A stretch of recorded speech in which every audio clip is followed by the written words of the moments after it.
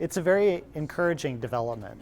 I mean, 3 years ago, the term mass incarceration was controversial. Today, Republican members, Democrats are routinely using that term as a statement of fact. And the reason is that over the last 40 years, there's been an explosion in incarceration in this country, from about 200,000 to nearly 2 million today. And we can't talk about this issue without talking about race. So a young black male born in 2001 can expect to spend at least a year in prison.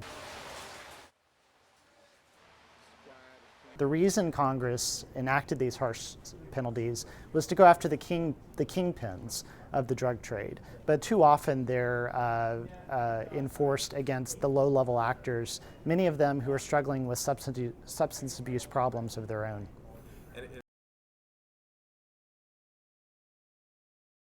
The incarceration rate in this country, at both the federal level and in the states, where most prisoners are, far exceeds any other industrialized country. So our neighbors, Canada, our other friendly democracies like France or Germany, we incarcerate people at 5 to 8 times the rate. And the question is why? Much smarter, more cost-effective, but also more humane way to address these problems is through treatment for mental health and drug abuse instead of incarceration. We see this as one of the most important public safety issues of our time. The answer to your question is no, we shouldn't be changing anything, and the answer is premised on this simple fact. Minimum mandatory sentences or penalties went into place in the mid-'80s.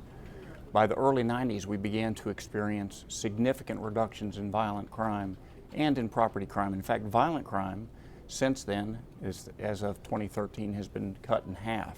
It's an important number.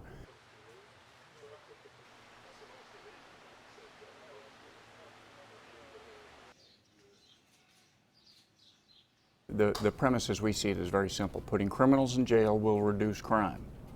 That's a premise that we've believed since the beginning of civilization.